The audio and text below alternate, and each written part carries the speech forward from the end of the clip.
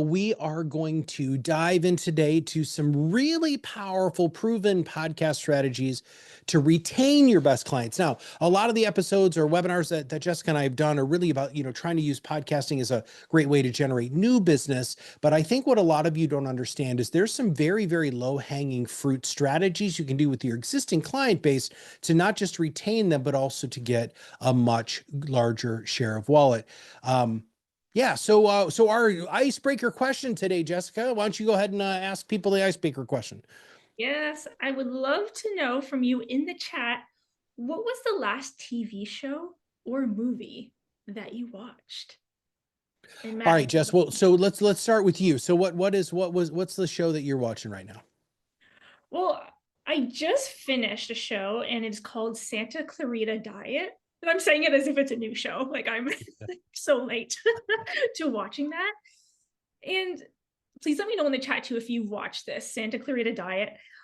I've been revisiting shows that I just passed on when they were new, and this one just came up on my list. It's in the zombie genre, so I didn't expect to really like it, but it's so playful and quirky, and that kind of writing just gets me really inspired. And it's just nice at the end of the day. It is gory. Like if you read any reviews about the show, you will see that it is gory. So I do warn you, I skipped past some things. But overall, I really, really enjoyed it. Mm. Now, how about you, Matt? So Angela, my wife and I have started watching quiz shows again on TV, and there's one on Amazon called The 1% Club, and it goes from questions that 90% of the population got correct all the way down to 1%. And it's just a lot of fun because it's not trivia, it's like logic puzzles and things like that. So like when it comes to trivia, my wife is amazing. Like she's got an ability to retain that stuff. But for me, like I like more like brain teasers and puzzles and things like that. And I'm telling you, it's and Patton Oswalt is the host, and I just am a huge fan of Patton Oswalt. He Yeah. just seems genuinely like a good dude. So anyway, so yeah, that's the TV show that I watched. Please go ahead and put everything in the chat. Give us an update on what TV show you guys are all watching if you'd like. I'm going to just make some quick introductions here. My name is Matt Halloran. I am the co-founder of ProudMouth here. I literally consider myself a podcasting expert. That is not to be arrogant. It's because I've done over 1,000 of them. We've produced 8,500 episodes for our people. What you all nerd about when it comes to financial services, I nerd out about podcasting. I freaking love it. It's what I think about every day. And then we have Jessica. Jessica, you want to introduce yourself? Hi, everybody. If we haven't had the pleasure of meeting yet, it is so good to have you here. I'm Jessica, and I am on the marketing team here at ProudMouth. My role, I mean, it consists of many things, but I develop a lot of our content, including the webinars, and I have the joy of co-hosting with Matt. Okay, so we are we are just diving right in today. What you see in front of you is a graph from YChart's 2024 Advisor Client Communication Survey, where they discovered that 75% of respondents either switched advisors or thought about switching in 2023. 75%. That that is significant. So it's just that begs the question, what do clients want and what do they want from their advisors that they're not getting? And we can start to see on this chart here, there's a disconnect between how often clients are hearing from their advisors and how often they would prefer to be hearing from them. For instance, we could see, I don't think I put the legend in here, but oh no, it says it in the titles, sorry. Those who have 500,000 in assets under management, they would actually prefer to be hearing from their advisors monthly or more. And then we see something like that, very similar in the 45 to 60-year-old age group. So your clients want frequent communication. How can you give it to them in a personalized way? And how can you do it without adding so many hours to your already busy schedule. Today, we're going to walk through 3 podcast retention strategies that you can implement right away to start communicating with your clients more often at scale, while also adding more connection and more memorability to your one-on-one meetings.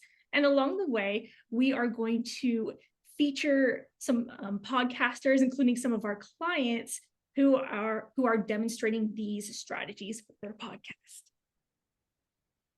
Let's dive in. Oh, but first, Matt, this is all you. Yeah.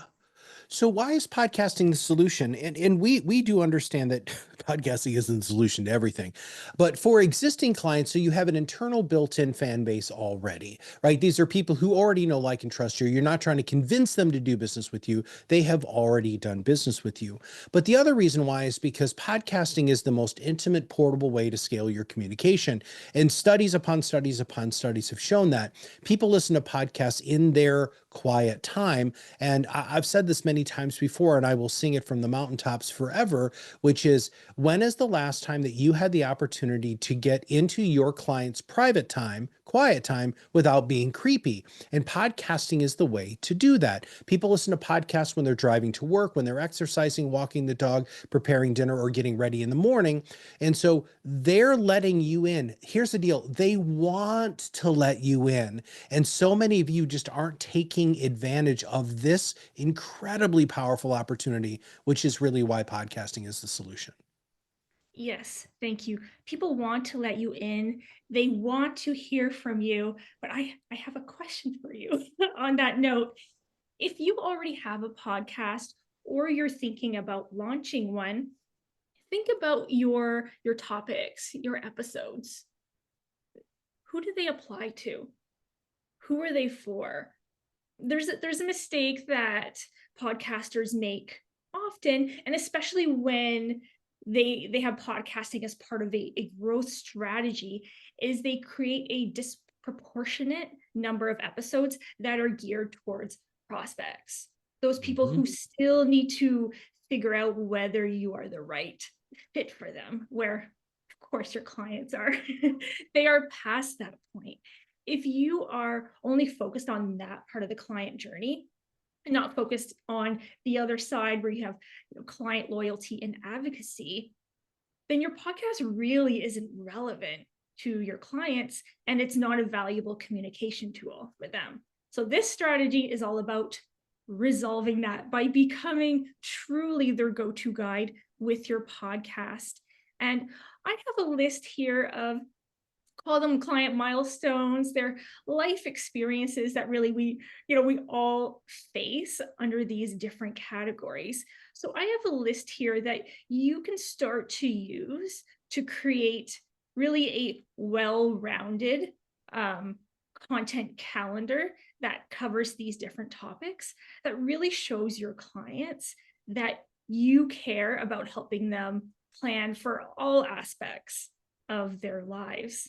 And we are, just to get a bit of practice in with this, we're going to do a quick exercise, okay? And all you need for this is something to write on, like Google Docs, Word docs, notepads. I do recommend writing it just so you could have something to build on. And the objective here is to start generating some topics that fall under these milestones that apply to your clients.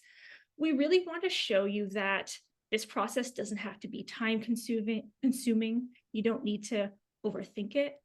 And so what I'm going to do is I'm actually going to be the advisor, and I'm going to interview Matt about some key milestones. And as I ask him some questions, I want you to think about your clients. What would your clients say?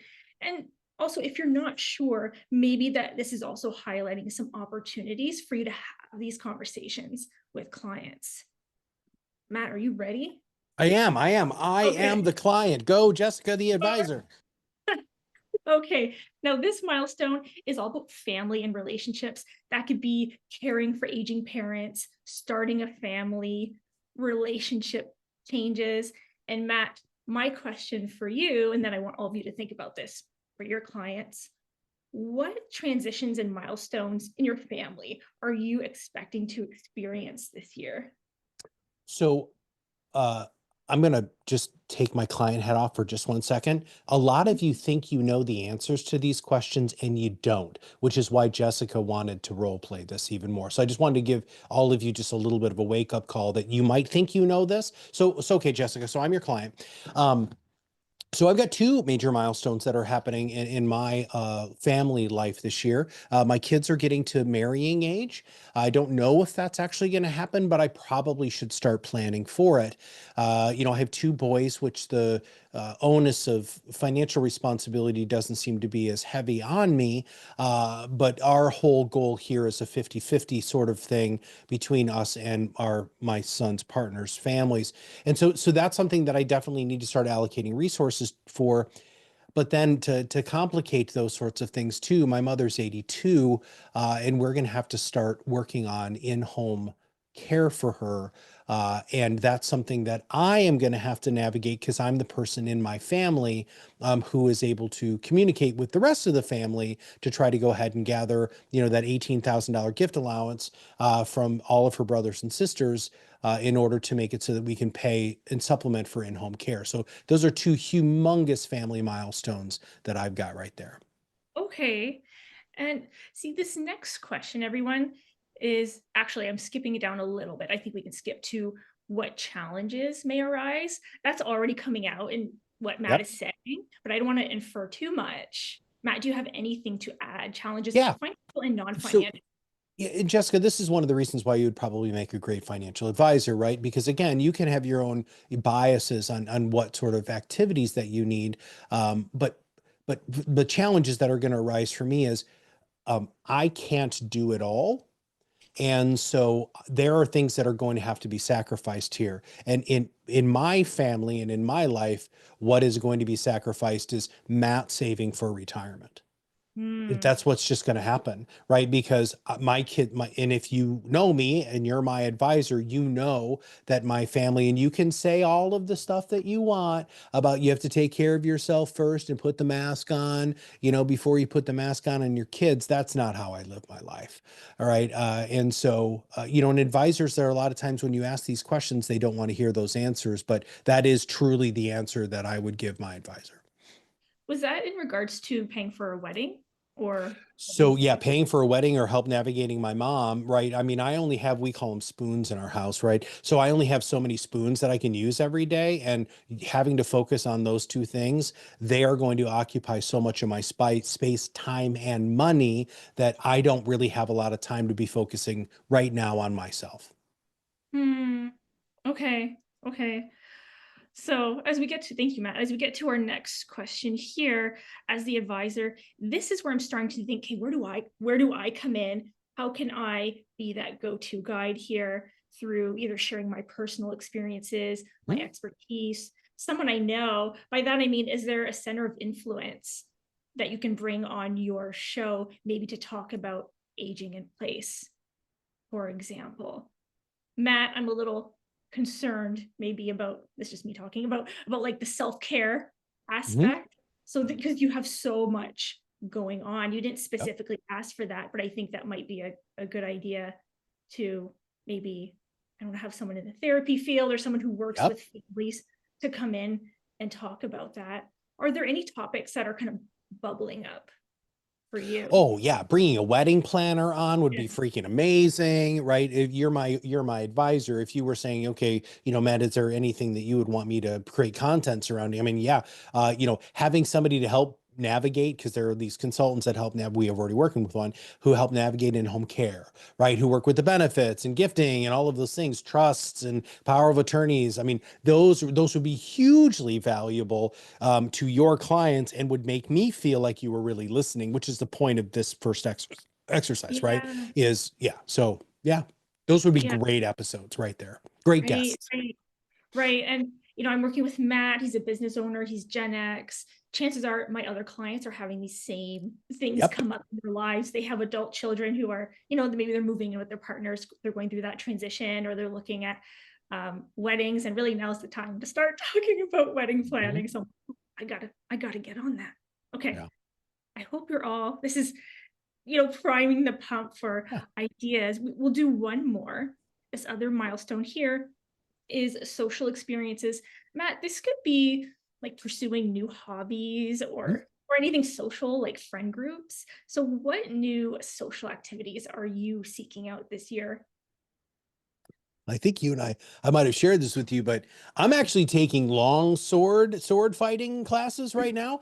And so, by the way, there's a cost to all of that. And when you're taking on a new hobby, one of the things that I have to pay very close attention to, I think I might have shared this with you after my last class, Jess, is I'm not as spry as I used to be. I'm like 52-year-old, fighting these 30-year-olds and then 20-year-olds, and they're kicking my butt, right? So, I need to pay attention to my knees and my hips and my shoulders and all of those sorts of things to make sure that I don't hurt myself.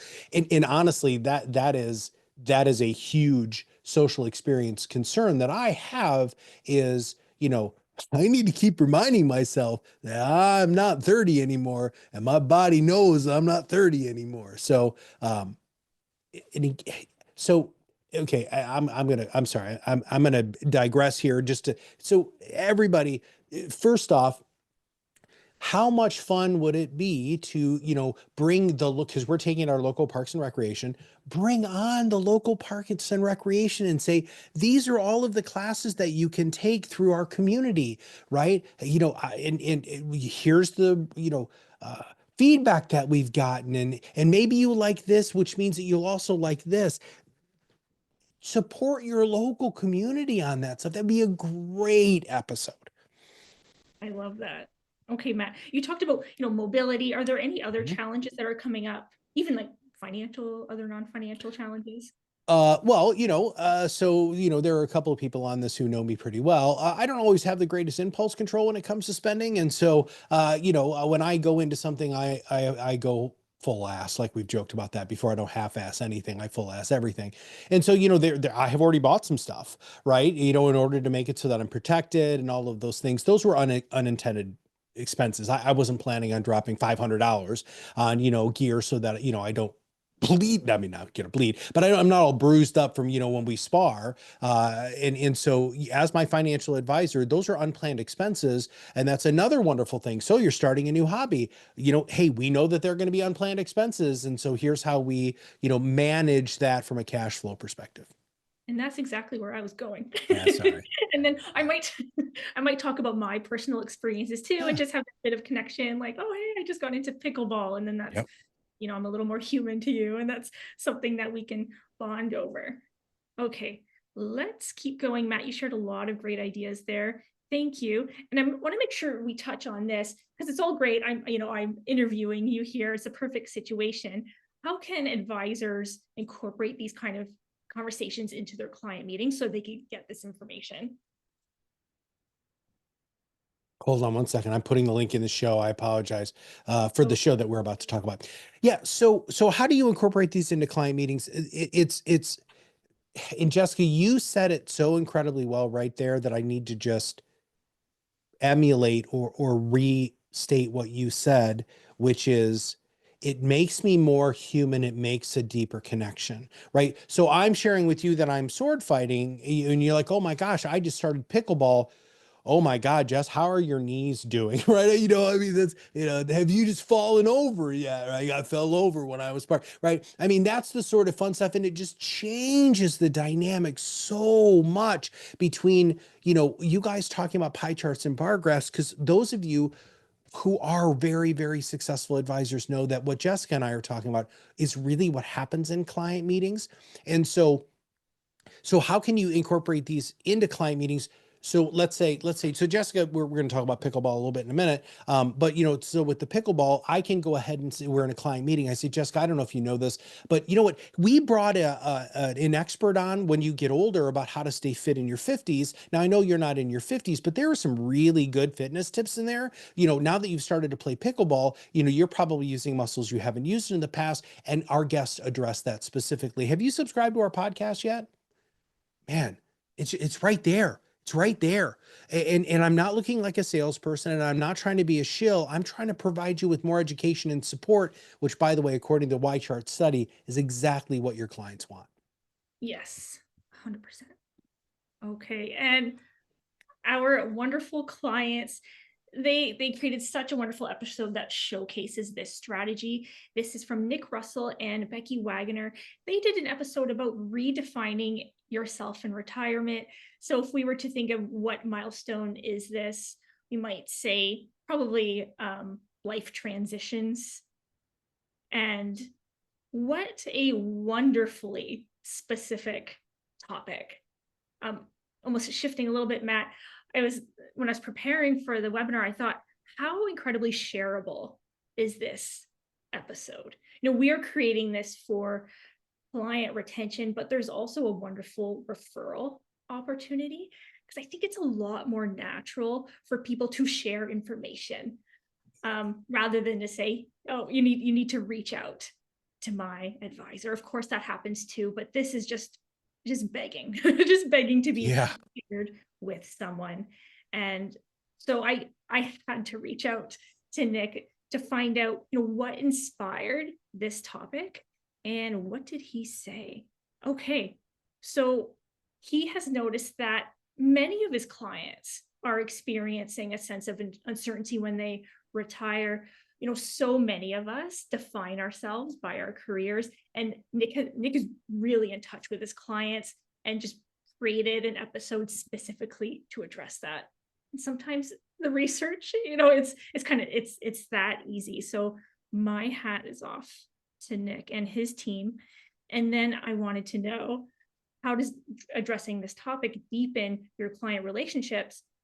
And they've been doing this for years. So, keep doing what works, and it helps their clients envision a fulfilling retirement before they even get there. Mm. So amazing, amazing work. And we have the link to their podcast in the chat for you to check out and get inspired by. And then we have this one, Matt. I really, and so I remember when we were going through the sales process with Matthew, and we were talking about, him coming up with content, and the first thing that he said is, do you have any idea how many I have pages of frequently asked questions, pages of frequently asked questions? And I was like, oh my God, that needs to be your episodes. And they've really, really leaned heavily into that, right? They made it so that these FAQ podcast plural, and by the way, in our 9 podcast growth tactics and through our onboarding process, we actually help you, create one specific episode for frequently asked questions for clients, prospects, and centers of influence. And so all of a sudden, when you get a new center of influence, you can say, hey, these are the questions that we seem to be asking. I'd love for you to listen to the show before we have a meeting, because I can address some of these same things with prospects. One of the things that Matthew did here, he actually would use his prospect version of this in order to educate people before they came in and even sat down pre, consultation, pre-client meeting. So I think they did such a great job. And we did reach out to him as well to get his take on this. Yeah. Well, And go ahead. oh, no, you go ahead. All right. All right. We'll rock, paper, scissors that later. So the a lot of you overthink the level of preparation that you need to have for the show. And one of the things that Matthew really wanted his show to feel like was just a conversation between two people that was wildly informative and very casual. When you have lists of FAQs, you don't actually need to overthink preparation for the show, right? You really, really don't. It's just going to flow because, one of the Matthews interviews and the other person, maybe they go back and forth, which is what they've done. It's just very fluid. It's not a presentation. You are not, changing the world with your financial advice brilliance.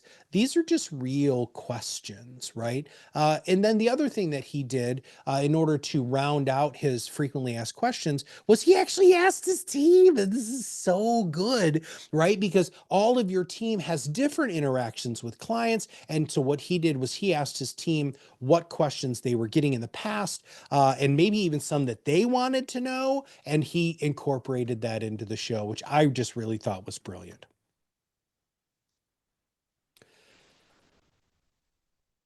The other thing that Matthew really wanted to focus on was his show was he was so against this being another show about Roth conversions and CDs and all of that stuff. He wanted to make it engaging and entertaining, which again goes to our perfect content formula, storytelling, education, entertainment, call to action. But he just really, really wanted people to feel like he was talking to them. And it also really shows that they're listening because when he gets done, and he did this, and not a lot of the clients do, not our clients necessarily, but a lot of clients don't do this, or a lot of podcasters don't, is let's say, so Jessica just interviewed me, right? And I was her client. Jessica creates content based off of our conversation. She should call me back and say, you know what, Matt, I was just so inspired by our conversation. I just wanted you to know we did a whole podcast episode on it, or I wrote this white paper, or I made this checklist. And I just wanted you to have this because I wanted to thank you very much for, helping for me to educate my clients like you. And that's really, really powerful. All right. Incorporating this into actual client meetings is the other piece that we really wanted to drive this point really home for you as much as possible. And I think a lot of times your client meetings are you talking at your clients, trying to solve the problem, and you're paying so much attention to the amount of time that you're spending with your client that you're really missing a huge opportunity, which is the first question. Oh my God. First off, as a person who teaches communication skills, checking for understanding and making sure you know what they listen to is humongous. None of you are doing, I shouldn't say none of you, very few of you are doing that at all. And I absolutely love that. You can reframe that first question in 3 or 4 different ways. But then, of course, incorporating your existing episodes into your client meetings is another really, really powerful thing. Listen, I just want you to know, right, that we would love to be able to answer these questions, or I have answered these questions, and I'm gonna email you directly with this, or hey, I have a topic idea for you. I want to see what you think. I mean, there's so many wonderful ways to increase your client communication and make your clients feel really, really heard. All right, excellent. That was the go-to guide. Now we are on to strategy number 2, the star treatment. And this is where you are really rolling out that red carpet for your clients by inviting them to contribute to your podcast. And there are different ways to do this depending on what your compliance allows. And we will address that. But what an excellent way to help your clients feel seen and heard. Their voice matters, their experience matters, and because they're now involved in your podcast, they're more likely to start listening to it, continue listening to it, recommend it, because now they have a stake in it. And here's an excellent example from our clients at Centura. They had one of their clients on to talk about the process of selling his business. I saw this, I thought, this is great. I need to reach out to the team. And I got in touch with Caitlin, their marketing manager, and asked why this guest. And we have pretty much a really great checklist here for when you're thinking of which clients would be suitable guests. Now, this episode has this episode has a prospecting angle to it. So this is another example of an episode checking off a couple boxes where it's client retention and helping prospect. So they found a client they wanted to replicate, both in personality and then where he was in his career. And then look at that last point. He is well-spoken and engaging. A podcast is a show after all. So that really, really does matter. Some clients just might be, better suited for that than others. And I was thinking about this too, Matt. Maybe there is a client who checks all these boxes, but they don't want to be on the show. Some people just don't want to be in the spotlight. So I think that could be the opportunity to get permission to still share their story on the podcast. Matt, can you share some other compliant options for clients who maybe aren't able to have one, or advisors who aren't Yeah. able to have a client on? So depending on your compliance, there's two different ways that you can do this really. So one is, so I'm just thinking that you can't have a client on like Centura did. So the second one that you can do, or the first one that you can do that's compliant is getting the case study approved through compliance, right? And then the other one is lean into the perfect content formula, right? We have a client who blankety, blankety, blankety, blank, right? Today, we're going to talk about three specific clients who sold their businesses and what their biggest struggles were, right? And then what tips that we gave them to help mitigate those concerns or solve those problems, right? And then, you're going to have to go ahead and do the standard compliance thing. Hey, look, you know what? This is a very specific example. I'm not giving you specific investment advice. Your situation might be very, very different. You're going to need to consult your legal and tax people. Bam, but this is what we did. So that's a great way to just keep that momentum going. And that's just super, super important to focus on. Yes. Okay. And I also asked Caitlin, why would you recommend this approach to other podcasters? And so many benefits here. You get testimonials, it strengthens your relationship and referral potential. And then this ties in so well to what we're about to show you. It's an opportunity to get in front of that client's circle of maybe other business owners and that, approaching the sale of their business when they share the episode. So here's another approach that we have talked about on webinars in the past, but I'm going to beat this drum forever, which is the 12 by 20 approach. Because if you cannot interview existing clients and you still want to give your clients the STAR approach, this is the technique for you. So the 12 by 20, again, is you're going to ask your top 12 clients. Really, you're going to do your top 20 clients. 12 will probably respond. If you can ask them to be a guest on the show, if not, then you're going to do this strategy, which is you're going to ask them about a hobby. And so Jessica and I were talking earlier about the fact that, she's started playing pickleball. And you could have a magnificent conversation with Jessica, who's my A+ client, who I want to replicate because she takes my advice. She's super cool to hang out with. She's also really nice. And she fits my ideal client profile. And so part of that would be somebody who's physically active, who wants to engage in the community, much like Jessica personally does, right? And so she's playing pickleball. And what my question for her would be, okay, Jessica, out of all of the pickleball people that on Instagram, YouTube, Twitter, TikTok, whatever that you follow, who is the most famous one that you know? And Jessica, Ellie Waters is the most famous one. yeah. And so my secondary question would be, do you know her at all? Do you have any way to chat with her at all? You don't. All right. So here's what I'm going to try to do. I'm going to try to get her to be a guest on the show. And by the way, this works really, really well. Hey, what was her name? Ellie? Anna, sorry. And I'm reaching out to Anna.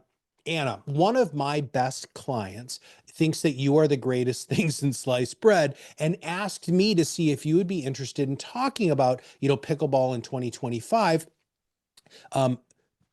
To my client base. This is going to give you access to a very, very loyal audience of very wealthy people who are my top clients. Most of the time, they're going to say yes. But then when Anna says yes, I'm calling Jessica immediately. Jessica, holy crap, she said yes. I'm so excited. Now I need your help. I need your help. Hey, well, I don't know what questions to ask her. Help me come up with questions. And then Jessica will go ahead and give me some questions. And then this is where gold happens. And if you can do this, this is like the greatest and greatest and greatest, which is you set the recording and you ask Jessica, hey, are you free Thursday, January 30th at 2:00 Eastern? I'd love for you to be in the room. If you can't participate, which you might not be able to because of compliance, I'd love for you to be in the room when we record so that you can be there before we record and after we record to have a chance to meet Anna. Jessica's going to be over the moon about this, right? Because one, you're making her feel like the STAR treatment, which is the technique we're talking about, but also it's a great opportunity for you to say, okay, the episode is done. Anna, thank you for being on the show. Jessica, whatever questions you have, we're going to go ahead and talk about it after we stop recording. That's a preset expectation.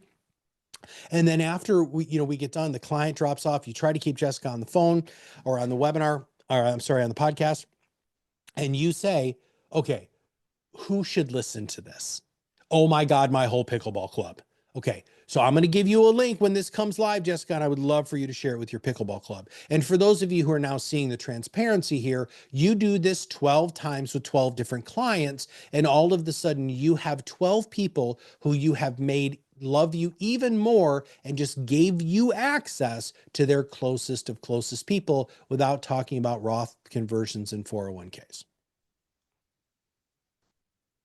And there's a pickleball court. Yes, this is not you. And so what we did here, and Jessica, if you don't mind while I'm explaining this, can you cut and paste this and slap this into chat? I actually created a script on how to do this, to set very clear expectations, number one, and then number two, for you to be very, very clear and succinct with your language here so that you can activate those top of the top clients. Excellent. Matt, I don't have that document up, but I could always send it with the replay. Oh, that's fine. I'll put it in there too, and then we'll go ahead and send it to you. So I got the document up. Amazing. There it is. Okay. All right. Now our third strategy is called the constant resource. And question for you, outside of meetings, who are your clients getting financial information from? When we look at Y-chart survey here, a lot of advisors are getting information from them about the market from their advisors. That's great.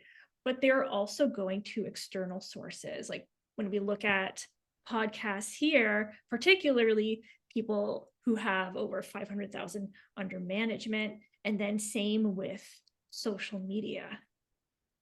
So who are they listening to? I'm going to say it should be you. It should be you, because we all know there are people sharing financial information who don't have the credentials for it, and they're sharing it with a heck of a lot of confidence and conviction. And then there are, of course, advisors. They have the credentials, sharing sound financial advice, but it's not meant for your niche. So really the best thing for you is to be filling that gap and take this opportunity to increase your communication, because look here at the survey, people are seeking financial information outside of your meetings. And if you have any doubt about whether your clients want to hear from you, just check out these numbers. And it's not that they just only want to hear about the market. They want to know about saving, planning tips, financial education. This is where a podcast comes in. And maybe you're here and you already have a podcast and you're thinking, well, I'm already doing it. And I'm jumping ahead. Matt, I'm just going to jump ahead a little bit. That's fine. I'm going to suggest that even if you have a podcast, there are other ways to be sharing out that information with your clients, because look at all of the ways that people are preferring to receive communication from their advisors. A podcast covers this through atomization, and that's what's really at the heart of being the constant resource, is taking your podcast and slicing it and dicing it into all kinds of content, and not just all kinds of content for the sake of it, but really the content that will exist where your audience hangs out. And from a time-saving perspective, this is really efficient, not just effective, because you're taking something that you've already expended a lot of energy and effort to, and you're getting more out of it by creating this content.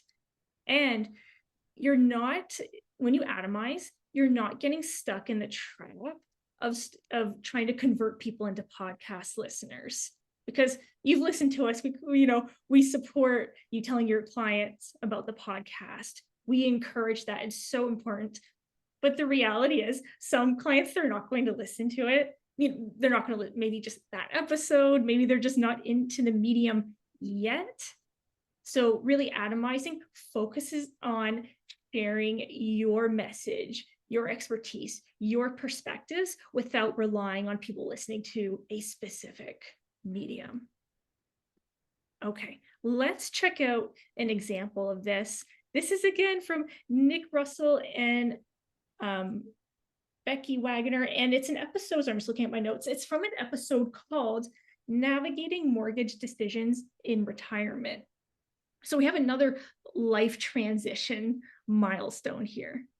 Okay, we're going to play this clip and then discuss it a little bit. It's already going. I'm going to back it up though.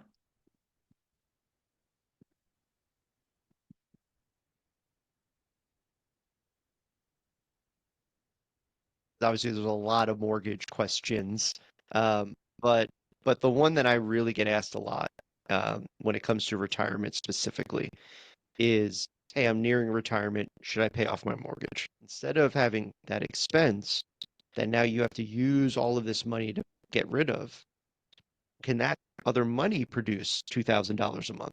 If it can, then I'd rather have the money, use it to pay off the mortgage, and then eventually when the mortgage isn't there, still have that money producing that income, still have that cash flow. Matt, before I get into it, do you have any like reactions or impressions that you want to share? Yes, there's so much stuff, but I don't. I would have to deconstruct a whole bunch of stuff. That's not what this one's about. I think they did a great job. I think it was very warm. It was very engaging. It seemed like he was talking to me, and his co-host there wasn't just being a bobblehead, which is also really good. Good co-hosting techniques. Is she was present. She showed that she was listening without doing this the whole time, and I thought that was really, really well done. Matt, as you were doing that, I was doing that.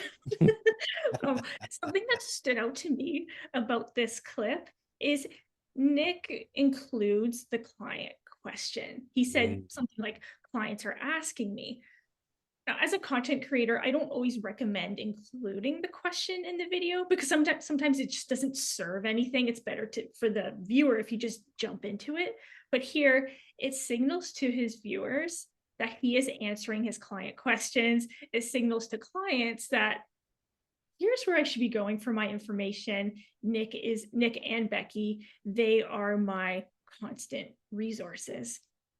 And something else I really like is, I don't know if I should use the word opinionated because it has a negative connotation, but Nick goes out and says, I'd rather have the money. Yeah. People being opinionated all over the internet. And some of them, like we said, don't have the credentials behind them. They don't know your situation.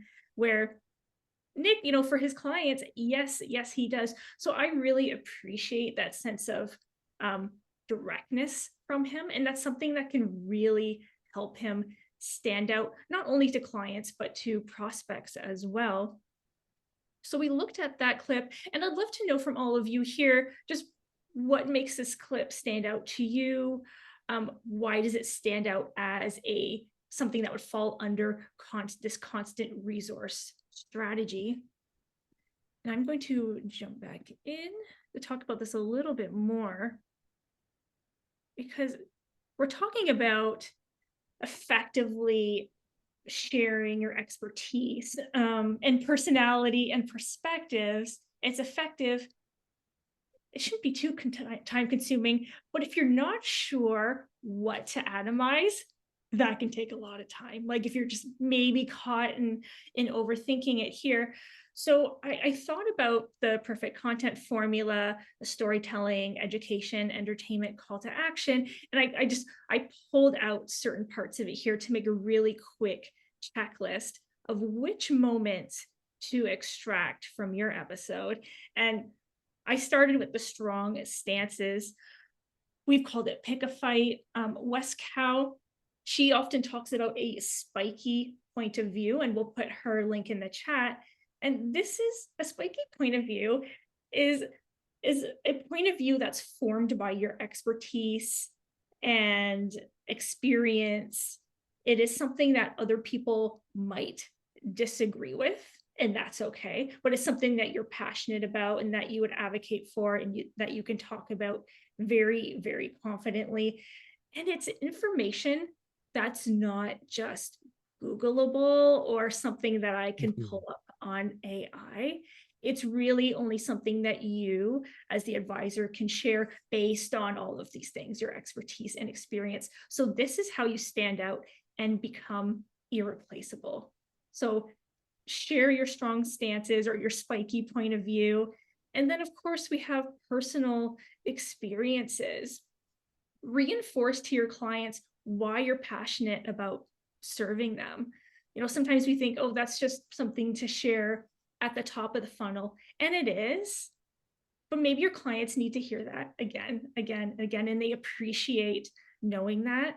And then I really like this one, show a bit of vulnerability. Is there a mistake that you made that you want them to avoid? And you're going to share that story and maybe how you solved it, or maybe an advisor at that time in your life helped you solve it. And now you're passing on the wisdom. And then finally, how did you navigate a similar situation as to what they're going through? Matt getting into sword fighting, being a little bit sore. How did I navigate pickleball after, not having to move that quickly in such a long time? Because now we can relate to each other. And then, Matt, I'm putting you on the spot, but I have client stories like epiphanies and realizations. And I'm wondering if there's anything that you would add to that list. Yeah.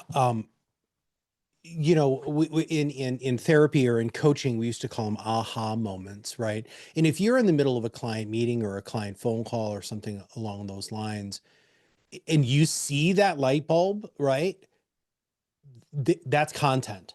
It's content, right? Or if you're interviewing a guest and that happens, or even better, because this is what happened to you and I, Jessica, all the time. We'll be doing something, we're like, oh my God, right? That feeling, that epiphany, that light bulb moment, any of those sorts of things are really, really wonderful ways to go ahead and see what content you can atomize. Now, it does take a lot to atomize content. You have to go into creating your content if you're doing this yourself, with the thought of, what am I going to do to atomize this content? But when you do, really, really neat things happen. So the next slide here is what a lot of you really want to get to, is when your voice, your expertise starts being noticed by the general public. And so we have this screenshot here. And I just absolutely love this, because one of the things that has happened with Nick's podcast is not only is his podcast, his videos, his content atomization that we're doing for him, not have they really generated revenue, kept existing clients and created great content, but it also is getting him speaking engagements, right? And so a lot of you want that level of visibility. And if you don't have that really strong social proof strategy, what happened to Nick isn't going to be as easy for you, because this is what event coordinators, this is what everybody's looking for. And so we offer a service to be able to help all of you with this. Every strategy that Jessica and I talked about today is actually part of our Managed Influence Acceleration service. Our whole job here with this program is to help you truly rise above the noise and be your own loud. Stop being the best kept secret in your area. We work with you, and then we do all of the grunt work that you don't have time or the expertise to do, to make it so that you can truly get your voice out in the marketplace. And what I want to be able to offer all of you, just to say thank you for being on this today. These are not sales calls. This is a free strategy session, right? I'll just give you a quick example, and Jessica, I know we're running up on time, but a person used this link from a previous call, and I knew going into it, he cannot join Managed Influence Acceleration, because he works for a company that we know we can't do anything with. But by the end of that 30 minutes, he said, I can't believe all of the stuff that we covered today. I have a half a page of notes on actionable things I can actually do to help market my practice. And he said, and you're not trying to sell me anything.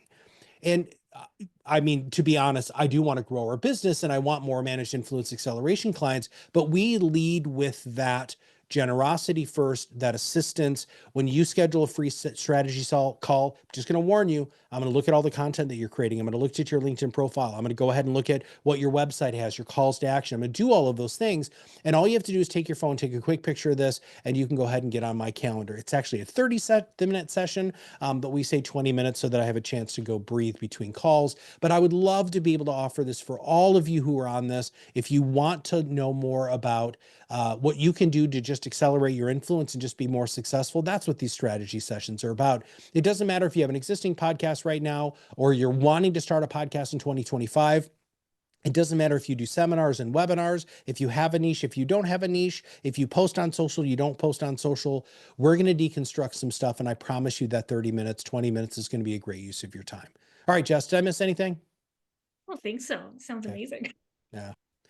It's a lot of fun, and it's something that I actually really enjoy doing. I know that sounds dorky, but I'm a coach at heart, right? I've been doing this since 2006, which now seems like a really long time ago. I didn't when I first started, and I would love to be able to help all of you. So everybody, for Jessica and all of us here at ProudMouth, this is Matt Halloran, and we'll see you on another webinar super soon. Thanks, guys. Thank you.